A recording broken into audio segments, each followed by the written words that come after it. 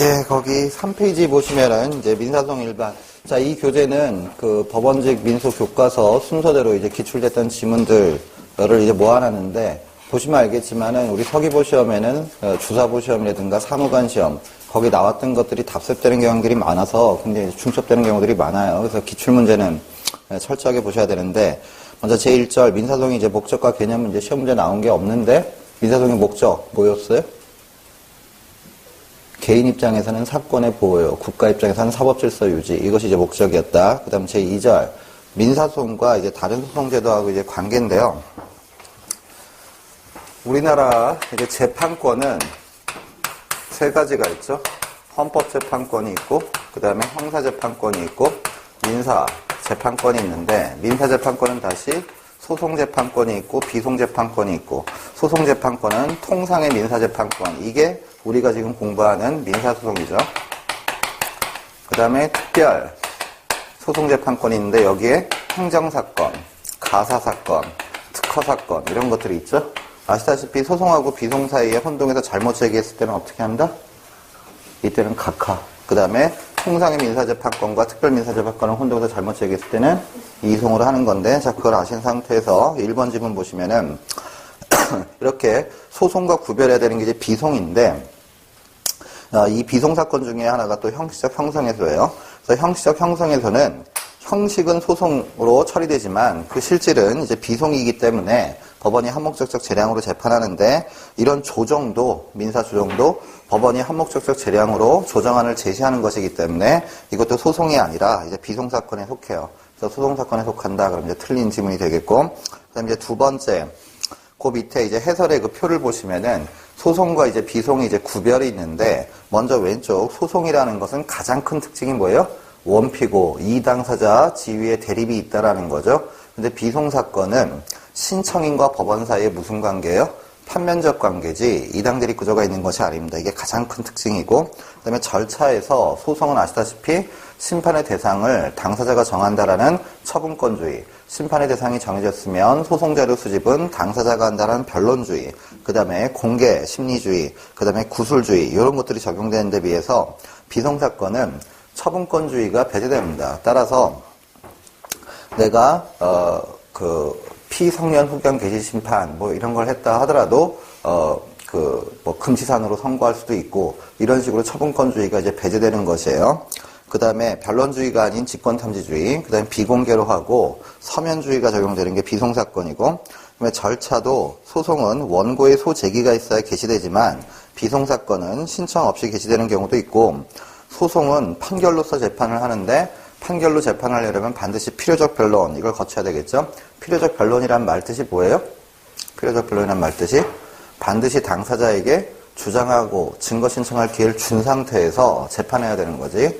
이런 기회를 주지 않고 재판하면 안 된다. 이게 필요적 변론이고, 그 다음에 대리인 자격이 변호사가 아니면 원칙적으로 대리인이 될 수가 없는 거죠. 그런데 우리 민소법 88조하고 민소규칙 제15조에 의해서 비변호사의 소송 대리가 허용되는 예외도 있긴 하지만, 그 다음 기일마다 변론조서를 작성해야 되겠고, 그 다음에 다툼 있는 사실은 증거편에서 말하고 있는 증거 원칙들을 다 지킨 엄격한 증명에 의해서 재판이 이루어져야 되는데, 이에 비해서 비송사건은 신청 없이 개시되는 경우도 있고, 반드시 필요적 변론을 열 필요 없이 임의적 변론, 그 다음에 대리인 자격에 제한이 없으며 재량적인 조서 작성하고 자유로운 증명입니다. 그 다음에 재판은, 소송은 판결로 재판하는 것이 원칙이긴 해요.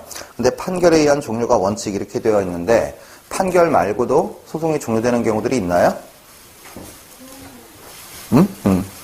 그래서 소송이 종료되는 사유는 원칙이 판결을 내려야 종료하는 거지만, 예외적으로 당사자에 의한 소송 종료 사유가 있죠. 이게 뭐예요? 소취와 포기일락 화해. 그 다음에 두 번째로 사건이 있죠. 사건이 뭐였어요? 사건이 이당 대립구조 흥결이라고요. 소송 계속 중 이당 대립구조가 흥결되면. 그러면 소송 계속 중 이당 대립구조가 흥결되는 예가 뭐였어요? 갑이 을을 상대로 소를 제기했는데 소송 계속 중 을이 사망했으면 이당 대립구조 소멸인가요? 아니고 뭐예요? 원래 상속인이 당연 승계하고 상속인이 이어받을 때까지 중단시켜주는 거긴 한데, 따라서 소송 계속 중 사망했는데 상속인이 없거나 또는 상속인이 있다 하더라도 승계가 불가능한 소송물이거나 그 다음에 갑법인이 을법인을 상대로 소송을 제기했는데 소송 계속 중 피고인 을법인이 갑법인에게 흡수 합병되거나 이런 경우들이 소송 계속 중에 이당 대립 구조가 흠결되는 경우죠. 그래서 소송은 이렇게 판결이 아닌 당사자나 사건의 소송이 종료되기도 해요. 그래서 판결에서 종료되는 게 이제 원칙이다. 그 다음에 판결을 선고한 법원 스스로도 함부로 취소 변경할 수가 없는 구속력이 있어요. 이걸 세 글자로 뭐라고 하죠? 기속력이라고 하죠. 근데 여기에 대해서 비송사건은 판결로 재판하는 게 아니라 결정으로 재판하고 그 다음 기속력이 없어서 비송사건의 결정을 내렸는데 사정 변경이 있다면 얼마든지 결정을 내린 법원에 의해서 취소 변경이 가능하고 그 다음에 소송은 판결로 재판하니까 불복이 항소, 상고, 3심제인데 비송사건은 결정으로 재판하니까 항고예요. 항고. 그래서 사실상 제2심제 물론 재항고도 할 수 있긴 하지만은 사실상 제2심제로 이루어진다. 그럼 두 번째 질문 한번 보시면은 소송 절차는 쌍방 당사자 대립 구조임에 비해서 비송 절차는 당사자 대립을 전제로 하지 않는다. 맞는 말이고 그 다음에 세 번째 질문 소송 절차는 공개심리주의 그 다음에 대심이라는 게 뭐예요? 이당 대립 구조라는 거예요. 이당 대립 구조.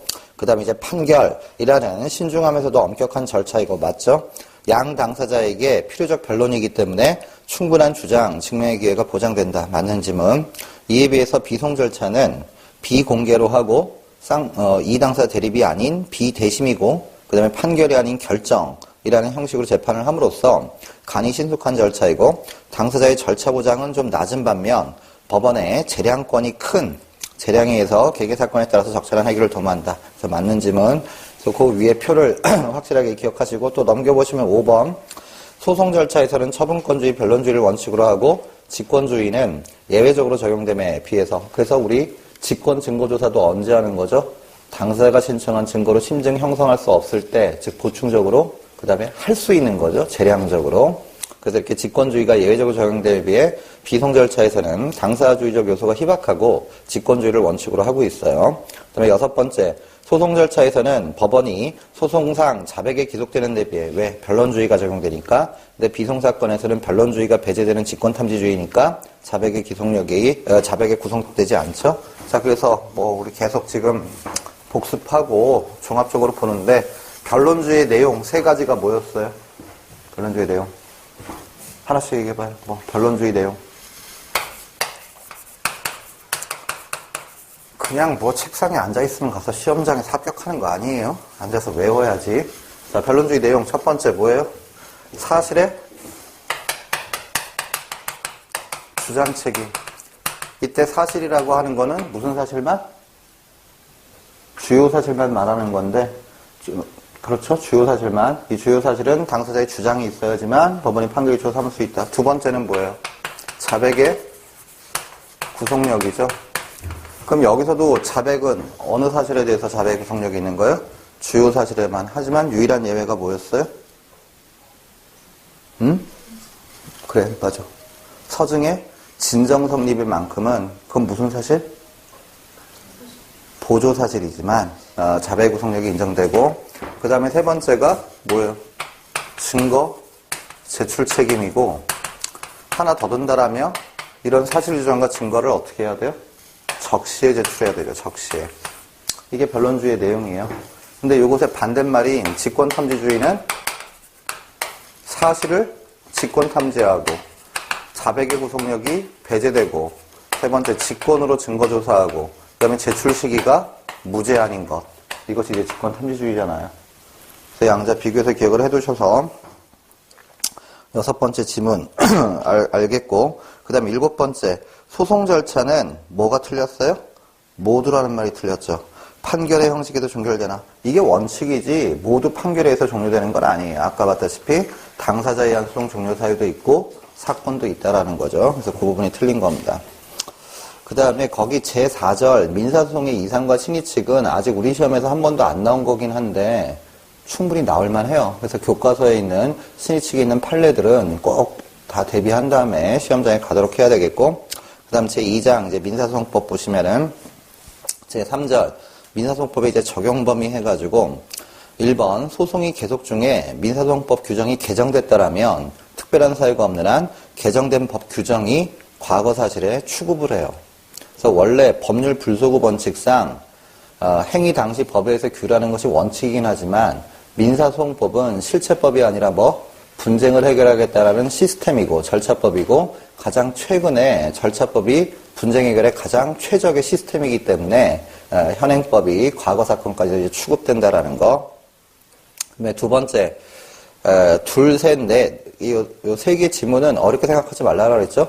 우리나라에서 재판하면 당사자가 누구건 우리나라 민사소송법이 적용되고 외국에서 재판하면 당사자가 누구건 그 재판하는 외국의 민사소송법에 의하는 건데 다만 외국에서 재판할 때 그 나라 민사소송법에 어긋나서 무효가 된다 하더라도 그것이 대한민국 민소법에 합치하는 행위라면 우리나라에선 유효하게 효력을 줄 수 있다라는 거. 그래서 이것만 기억하신 상태에서 두 번째 질문 보시면 우리나라 법원에 제소된 사건에서 당사자가 모두 외국인인 경우에는 우리나라 민사소송법의 적용은 배제되느냐? 틀렸죠. 우리나라에서 재판하면 우리나라 민소법이 적용되는 거예요. 그 다음에 세 번째, 우리나라 법원이 외국 사법기관의 부탁을 받아서 우리나라에서 송달하거나 증거조사 등의 소송일을 하는 경우에도 우리나라에서 지금 송달하고 우리나라에서 증거조사하는 거니까 우리나라 민사소송법이 적용되는 거지 당의 외국의 소송법이 적용된다 이러면 틀려요.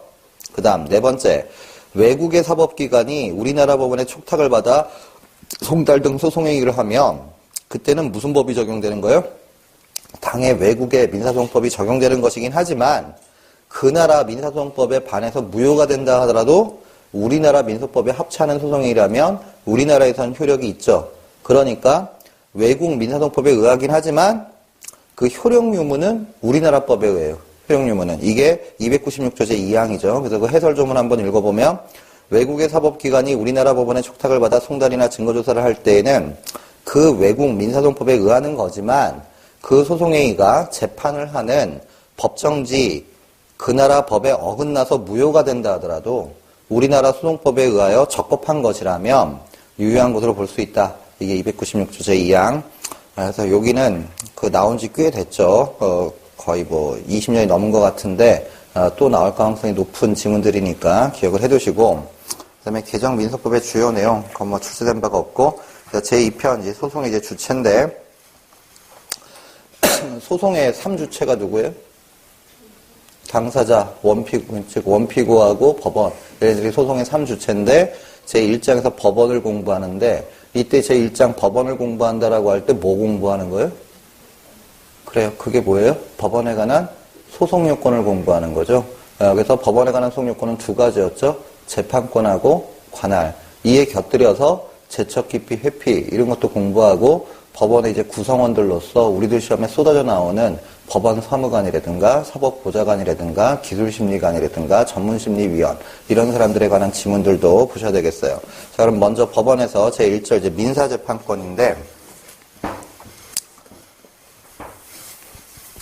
대한민국에서 민사재판권이 있으려면 세 가지를 갖춰야 돼요. 뭐예요?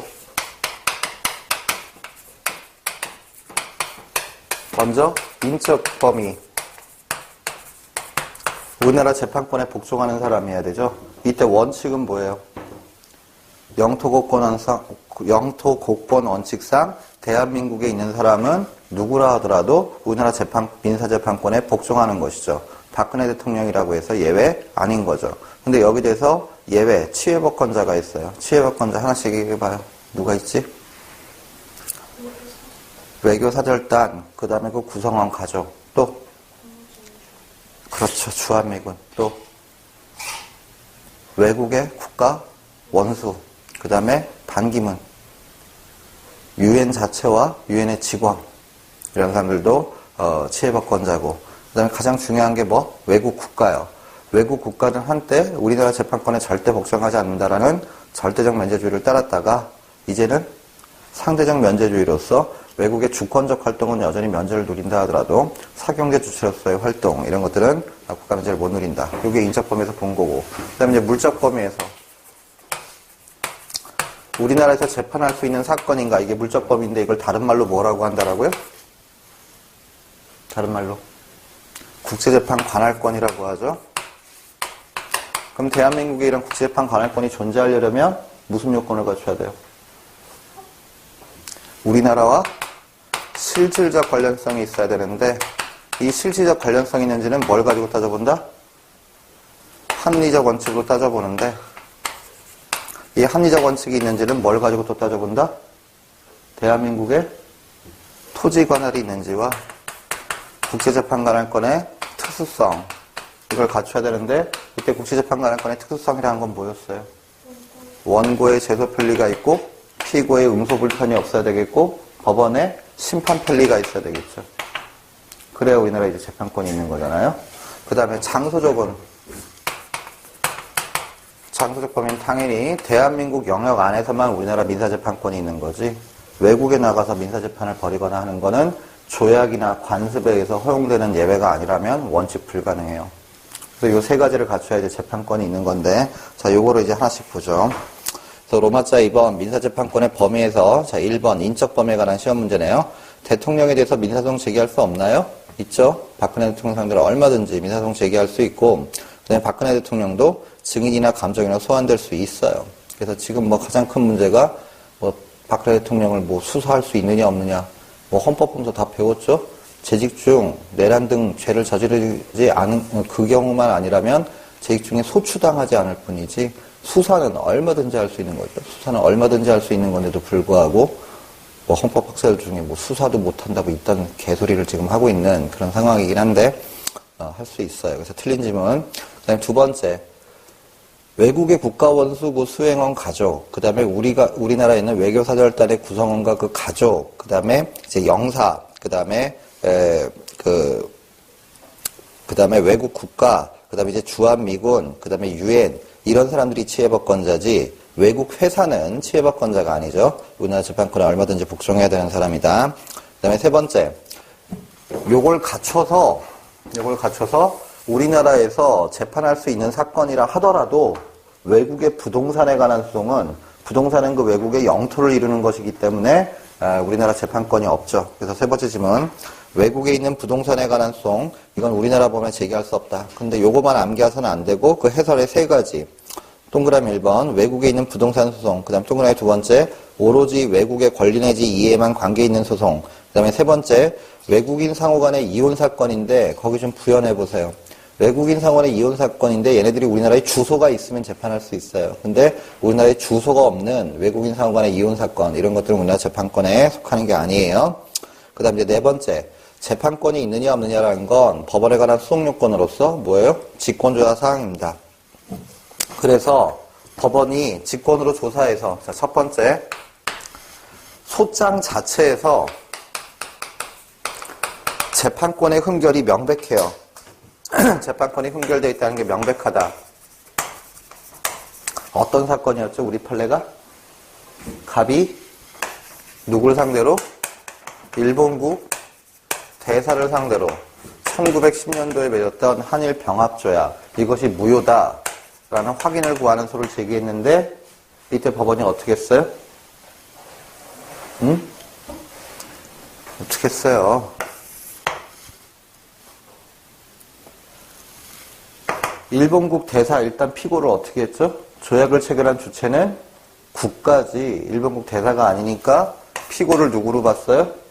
일본이라고 봤어요. 즉 일본이라고 표시할 걸 일본국 대사로 잘못 표시했다라는 거예요. 따라서 일본으로 어떻게 했어요? 피고를 경정했어요? 표시 정정했어요? 이때 표시 정정하는 걸 허용했어요. 표시 정정하는 걸. 즉 일본이라고 표현할 걸 일본국 대사로 잘못 표현한 건데 오기가 있다라는 거예요. 그래서 일본으로 표시 정정을 허용했고 그 다음 일본 이건 국가죠. 치해법권자잖아요. 조약을 체결하는 건 뭐? 주권적 활동이잖아요. 그러니까 우리나라 재판권이 없다는 게 명백하잖아요. 그러니까 일본한테 이 소장 부분을 송달할 수 있겠어요? 없겠어요? 없으니 몇 조? 255조 가보면 뭐라고 돼 있어요? 255조.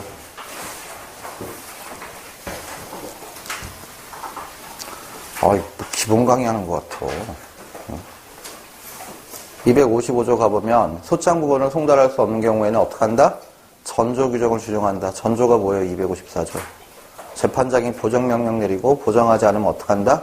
소장 각하 명령을 내린다라는 게 254조잖아요. 따라서 이때 피고한테 송달할 수 없는 것이 분명하니까 255조, 254조에서 어떻게 한다? 이때는 소장, 각하, 명령을 내려요. 그 다음 두 번째로 소장 자체에서는 재판권 응결이 있다는 게 명백하지 않을 때에는 어떻게 해야 돼요? 변론을 열어서 심리 끝에 재판권이 없으면 소각하 판결을 내려야 되는 거죠. 소각하 판결을. 그 다음 재판권이 흥결되어 있는데 법원이 간과하고 판결을 선고했어요. 그럼 이 판결력은 뭐예요? 무효니까 학설 입장에 따르면 상소를 제기해서 취소할 수는 있지만 재심을 제기해서 취소할 필요는 없다.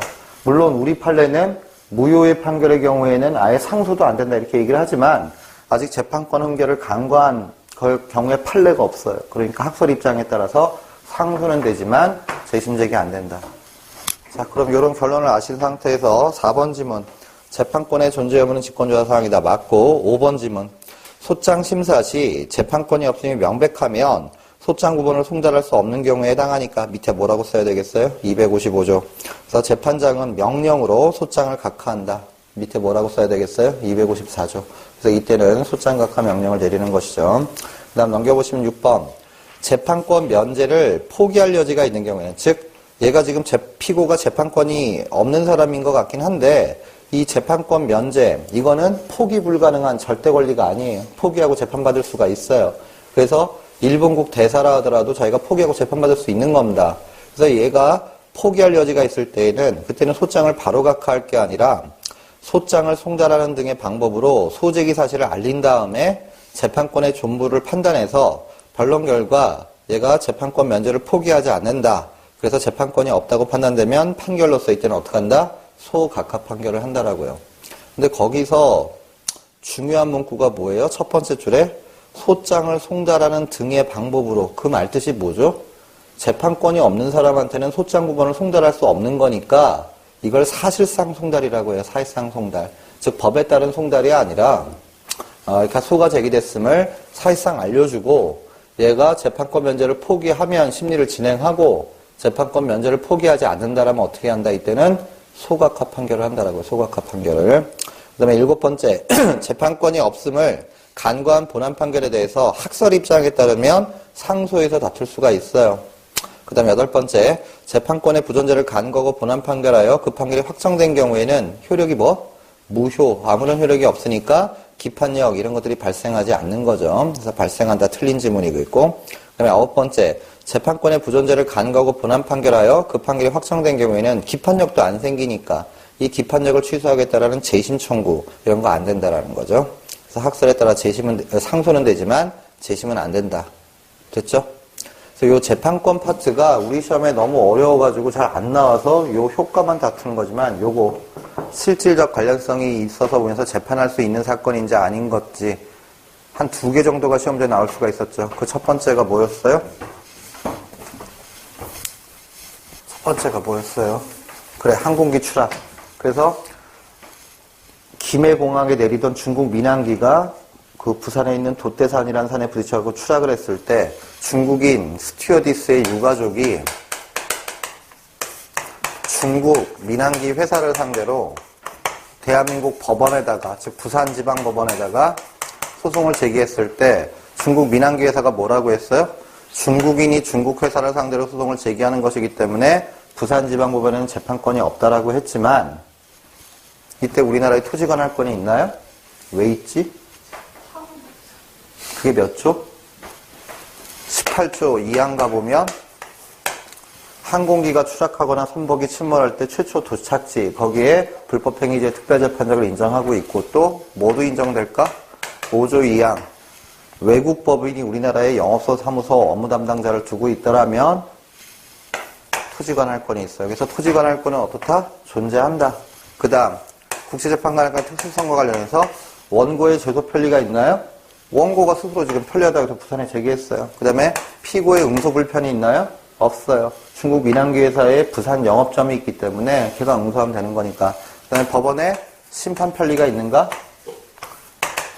원래 불법행위죄 특별재판장을 인정하는 이유는 뭐다? 거기서 증거조사가 편리하기 때문인데 지금 당해 사안에서는 이미 증거조사가 완료된 상태예요. 국제민간항공기구 이카오가 증거조사를 해가지고. 그래서 중국 민항기 회사는 이미 증거조사가 다 완료됐기 때문에 부산에 심판 편리가 있는 게 아니다라고 했지만 법원은 뭐라고 판단했더라고요? 소제기 당시에 증거조사가 이미 이루어졌느냐 이루어지지 않았느냐 이런 우연적 사정에 의해서 재판권이 존재하기도 하고 안 하기도 할 수는 없다라는 거예요. 그리고 당해 사안에 적용될 법이 중국법이라고 하더라도 소송법은 우리나라 민소법에 의하지만 실체법은 중국법에 의할 수도 있잖아요. 하지만 외국법에 근거해서 우리나라 법원이 재판할 수도 있는 거기 때문에 당해 사안에 적용될 법이 중국법이라고 해서 심판이 불편한 거 아니라는 거예요. 그래서 재판권을 인정했죠. 그 다음 또 유명한 사건이 뭐예요? 미쓰비시 중공업 사건이죠. 미쓰비시 중공업 사건도 마찬가지로 강제징용 해관계 우리나라 영역이었기 때문에 불법행위죄에 해당하고 원고 제소 편리 있고 피고의 응소 불편 없고 이걸 일본에서 재판하다 보면 일본 행정당국이 서류 같은 것들을 증거 같은 것들을 제대로 제출하지 않을 테니까 심판 불편이 있는데 대한민국 법에서 재판하다 보면 강제징용과 관련한 서류 같은 제출 이런 것들이 거부될 가능성이 없기 때문에 우리나라에서 재판할 수 있다라고 했던 거잖아요. 그런 것들을 판례들은 좀 기억을 해둬야 되겠어요. 그 다음 제2절, 이제 민사법원의 이제 종류와 구성에서 법에서 전혀 쓸데없는 거긴 하지만 우리 법원서기보 시험이라는 특성 때문에 법원 사무관의 권한 같은 것들을 계속 묻는 시험제가 나오는데 그래서 법원의 이제 구성에서 법원, 넓은 의미의 법원이란 말은 뭐죠? 행정관서로서의 법원을 말하고 좁은 의미의 법원은 뭘 말하는 거예요? 판사 여러 명으로 이루어진 합의부, 판사 한 명으로 이루어진 단독부로서 재판기관을 좁은 의미의 법원이라고 하는데요.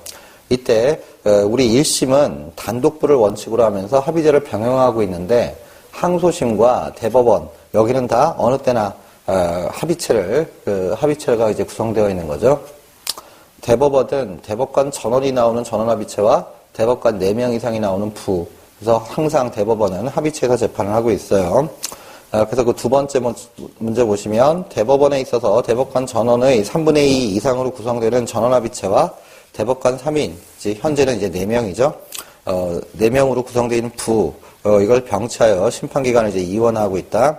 그다음에 기타 사법기관, 이제 법원 사무관이 제일 중요한데, 세 번째, 법원 사무관 등은 대법원과 각급 법원에 배치되어 재판의 부수 사무를 처리하는 단독제 기관으로서, 그 네 번째, 법원 사무관의 이제 권한은 법원 사무관의 고유 권한이에요. 따라서 법관이 이를 대행할 수 없는 겁니다.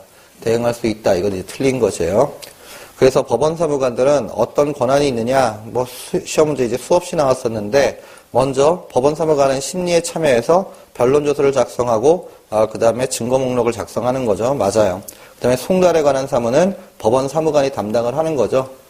그런데 현실적인 송달 실시기관은 누구였어요? 현실적인 송달 실시기관은? 우편 집배원하고 집행관 이분들은 실시기관이고 송달 사무 담당 기관은 법원 사무관이고 그 다음에 송달을 하는 방법은 교부 송달이 있고 보충 송달이 있고 유치 송달이 있고 우편 송달이 있고 공시 송달이 있는데 그 순서 지켜서 해야 되는데 이렇게 교부, 보충, 유치 이건 누가 한다? 우편 집배원과 집행관이 하는 건데 이런 송달 중에 우편 송달하고 공시 송달만큼은 누가 한다? 법원 사무관이 하는 거죠. 우편 송달은 언제 하는 거예요? 당사자의 주소가 변경됐는데 변경 신고를 하지 않고 달리 기록 등에 의해서 새로운 주소를 알 수 없는 경우. 그 다음에 교부, 그 다음에 보충, 유치 송달도 불가능한 경우에 어떻게 하는 거예요? 법원 사무관이 등기 우편으로 발송만 하더라도 도달된 것으로 보는 게 우편 송달이죠. 그 다음 공시 송달은 원고가 피고의 주소를 과실 없이 알지 못하는 경우에 송달할 서류를 법원 사무관이 보관하고 대법원 홈페이지에다가 그 사유를 게시하는 거. 이게 공시송달이죠. 그래서 이 두 개의 송달만큼은 누가 직접 한다? 법원 사무관이 직접 한다. 그 다음에 소송에 관한 사항에 각종 증명서를 작성해서 교부하는 것도 법원 사무관 권한이고 그 다음 법원이 판결을 선고하면 그 판결 원본을 법원 사무관한테 주죠. 그럼 법원 사무관이 그 판결 원본을 가지고 뭘 만들어요? 판결 정본을 만들어가지고 당사자한테 송달을 하는데 이렇게 판결 정본이 송달되는 날부터 2주 내에 당사자가 상소를 제기하자는 판결은 어떻게 된다? 확정이 되고 그러면 그것이 이행 판결일 때 그 확정된 판결문 원본에다가 법원 사무관이 어떤 도장을 찍는다? 이 판결 원본을 강제 집행을 할 수 있도록 내어준다라는 글귀가 적혀있는 도장을 찍어요. 이걸 뭐라고 해요? 집행문 부여라고 하죠. 그래서 이렇게 집행문 부여는 누가 한다? 법원 사무관이 하는 것이고 그다음에 동산의 강제 집행. 동산의 강제 집행은 어떻게 하는 거죠? 집행관이 증인 2명을 대동하고 예컨대 뭐 얘니까 화내지 마시고 여기에 뭐가 강제집행하러 들어오면은 집행관이 증인 2명을 대동하고 여기 에어컨에 빨간 딱지 붙이고 그렇게 한다면 어떻게 하는 거예요? 이걸 요 밑에 골목으로 끄집어내죠 다. 그런 다음에 이 골목 앞에는 누가 모여있어요? 동산 경매꾼들이 모여있어요. 그래서 그 경매꾼들이 거기서 호가를 불러가지고 경매를 하게 되는데 이건 누구의 권한이다? 집행관의 권한이에요. 법원 사무관의 권한이 아니라. 그 다음에 기일 지정은 누가 하는 거예요?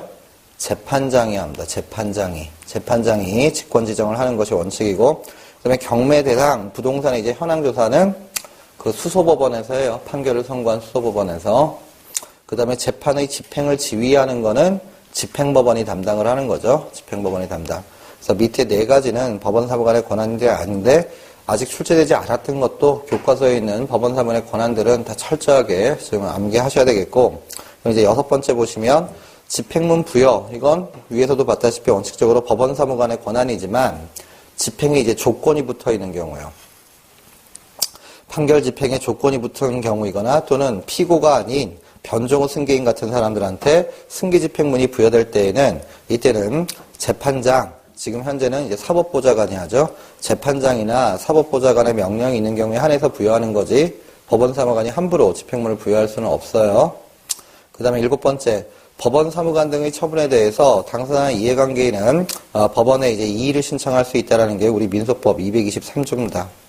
그 다음 8번 법원 사무관도 법관에 준해서 제50조에 따라서 재척 기피, 회피 이런 것들이 이제 준용되죠.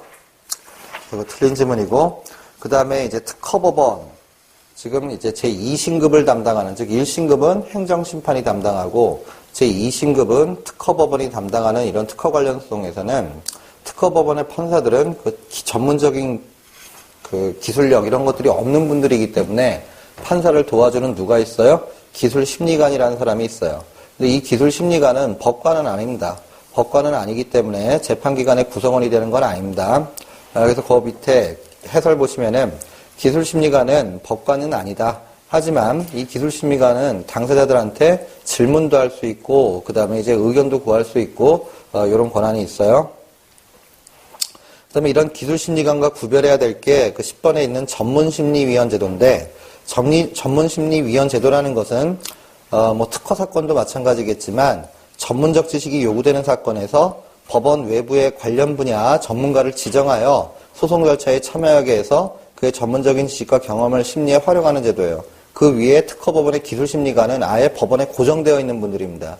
근데 이 전문심리위원은 법원에 고정되어 있는 분들이 아니라 그냥 외부에서 전문가를 그 사건에 한해서 이제 불러가지고 11번 가보세요. 소송 절차에 참여하게 하는 목적은 소송관계를 분명하게 하거나 소송 절차를 원활하게 진행하기 위한 것이 그 목적입니다.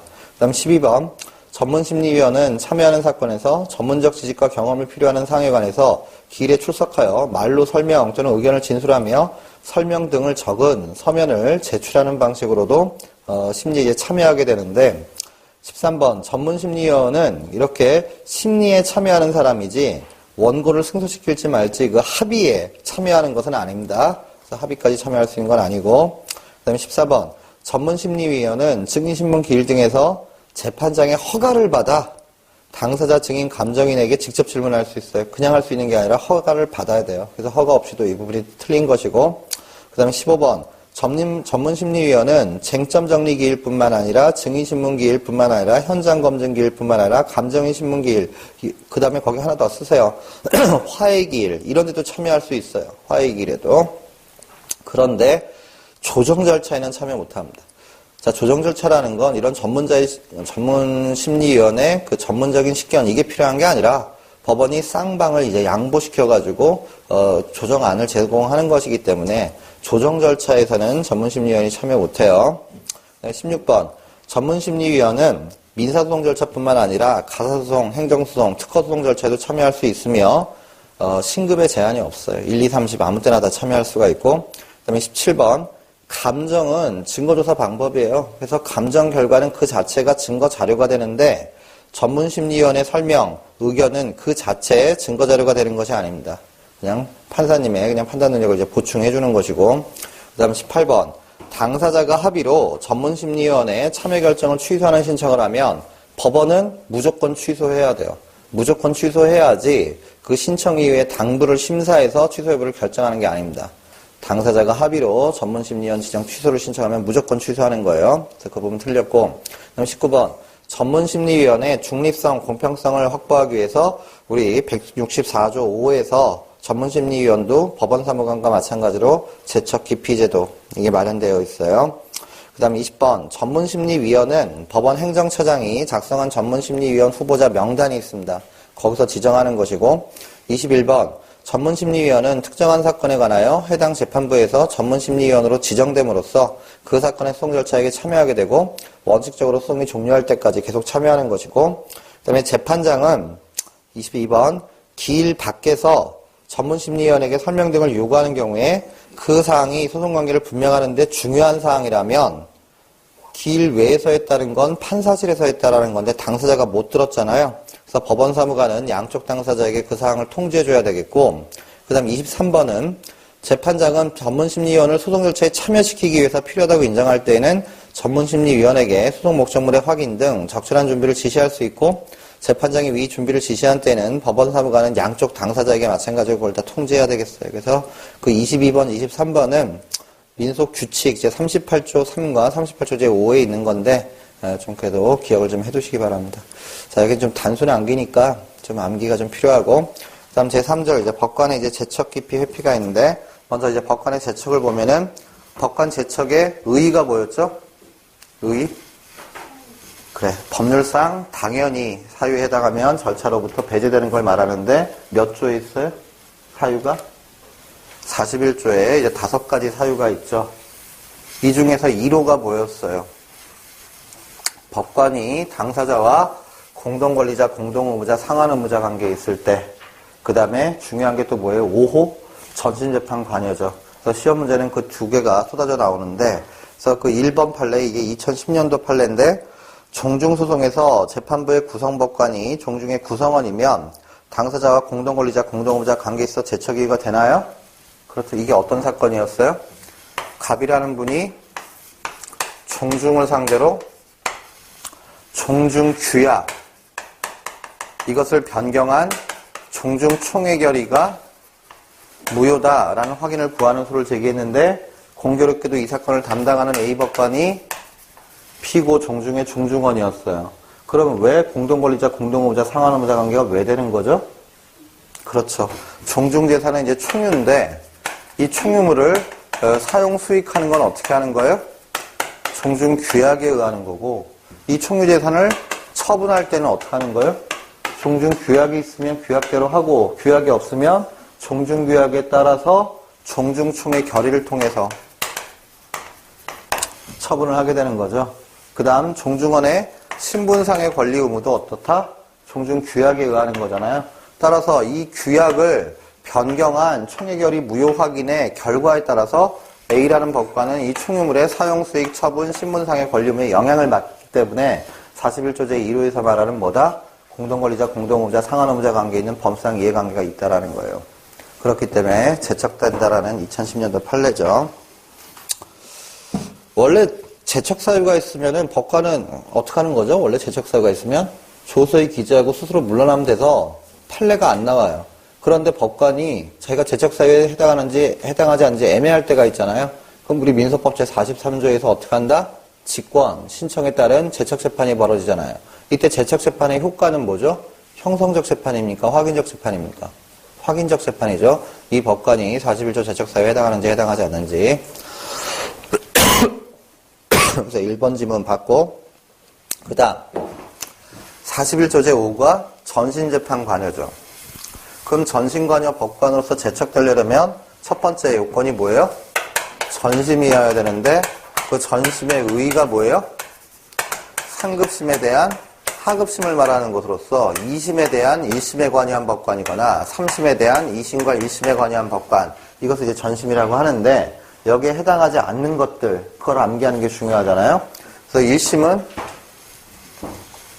원래 1심은 지방법원이 담당하는데 바보가 아닌다면 어떻게 한다? 가압류, 가처분 같은 보존 절차를 취하고 수소법원에서 1차, 2차, 3차 변론기를 열어서 판결이 선고됐는데 아무도 상소하지 않으면 이제 집행이 이루어지게 되는데 이 집행에서 강제 집행을 저지하기 위한 소가 뭐다? 청구 이의소다. 그런데 만약에 이 선고된 거에 불복해서 항소를 하게 되면 제2심은 뭐 고등법원이 하게 되는데 1심과 2심과의 관계가 무슨 관계다? 속심제니까 1심에서 1, 2, 3차 변론기를 열었으면 항소심은 4차, 5차, 6차 변론기를 여는 거고 여기 선고된 거에 불만을 품고 상고를 제기하게 되면 대법원으로 올라가는데 대법원은 항소심의 속심인가요? 아니죠. 별개 신급이에요. 법률심. 1심과 2심은 사실심이고 대법원은 법률심이기 때문에 대법원은 원심이 잘못됐으면 어떻게 하는 거죠?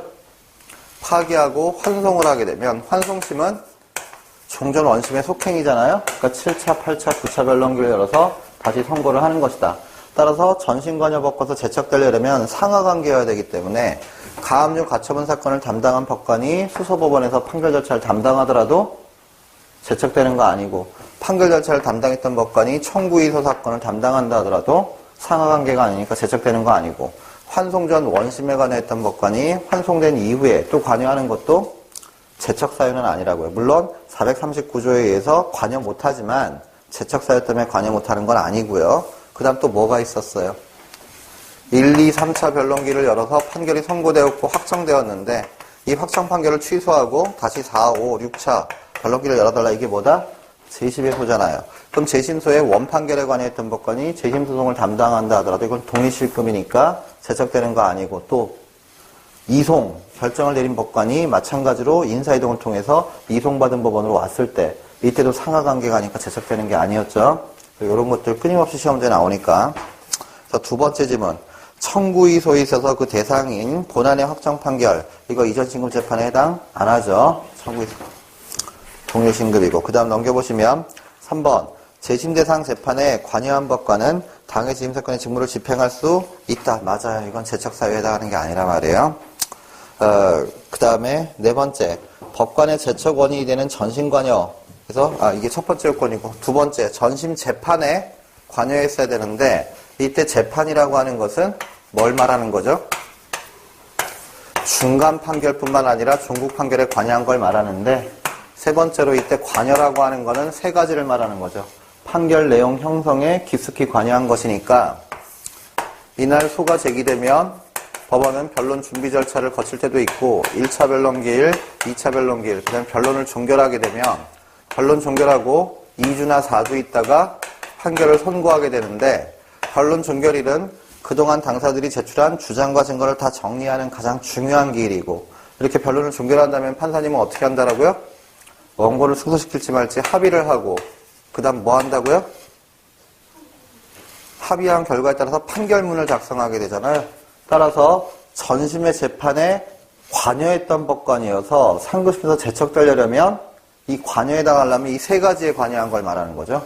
최종 변론기일에 관여했거나 판결문 합의에 관여했거나 판결문 작성에 깊이 관여한 걸 말하는 거지. 그 전에 증거조사 기일에서만 관여했다라든가 소송지휘 재판만 했다라든가 또 다른 판사가 다 작성해놓은 판결문을 낭독만 하면서 선고만 했다라든가 이런 것들은 관여에 해당하는 게 아니잖아요. 자, 그래서 그 네 번째 질문. 법관의 제척원이 되는 전신관여라 함은 최종 변론, 판결의 합의 또는 관여하거나 종국 판결과 더불어 상급심 판결을 받는 중간적 재판에 관여했음을 말하는 거지 최종 변론 전에 변론을 관여했거나 최종 변론 종결 전에 증거조사에 관여했다라든가 기일지정 같은 소송지휘의 재판 이런 거는 관여에 해당하는 게 아닌 거죠. 그 다음 다섯 번째. 법관이 불복사건의 이전 신급 재판 중 판결 선고에만 관여한 경우도 제척사유에 해당하는 게 아니죠. 직무집행을 할 수 있다. 맞는 말. 그 다음에 여섯 번째. 법관이 다른 법원의 촉탁에 따라서 이전 신급 직무를 수행했을 때도 41조 5호 제 단서에 의해서 이것도 제척되는 게 아니죠. 그 다음에 일곱 번째. 제척의 재판은 직권 또는 신청에 따라서 하는 것이고 그 다음에 여덟 번째. 제척 신청이 각하된 때에는 원래 제척 신청이 있으면 48조에 따라서 소송 절차가 어떻게 돼야 돼요? 정지돼야 되는데 세 가지 경우에는 정지 안 할 수 있죠. 그 세 가지가 뭐예요? 제척, 기피 신청이 각하됐거나 그 다음 이미 변론을 종결해서 종국 판결 선고만 남은 경우이거나 세 번째는 뭐예요? 긴급한 사정이 있는 경우 이땐 중단 안 시킬 정지 안 시킬 수 있잖아요. 그러니까 8번 제척 신청이 각하됐다. 그러면 정지가 안 되기 때문에 직무를 행할 수 있다라는 거예요. 자, 여기까지가 이제 제척이에요. 그다음에 이제 기피. 잠깐 쉬었다가 이제 기피 보죠.